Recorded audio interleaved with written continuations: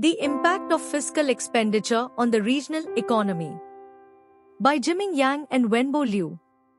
As China's economy has entered the new normal, the economic growth rate has changed from high-speed growth to medium high-speed growth, and the development has changed from quantity to quality. Economic development is facing severe domestic and international situations. Economic globalization is facing great challenges. Multilateralism has been impacted. Unilateral trade protectionism is on the rise. The international financial market has also been shaken, and the trade friction between China and the United States has further escalated. In the economic transformation, China is faced with a series of difficult problems, such as cyclical structure and uncoordinated regional development.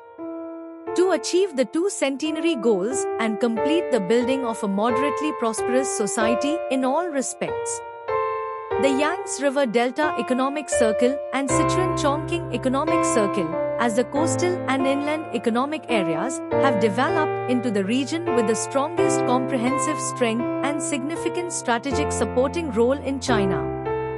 This paper selects the data from 2011 to 2020, explores the relationship between fiscal expenditure and economic growth of the two places through empirical analysis, and gives suggestions on economic growth according to the empirical results.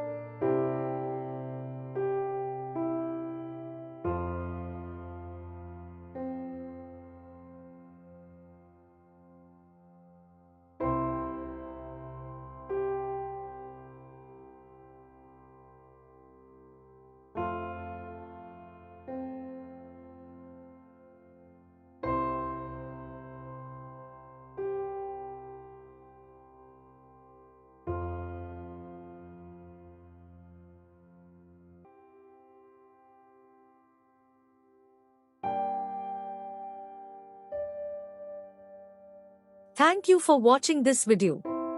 Please subscribe our channel for watch more scientific research videos.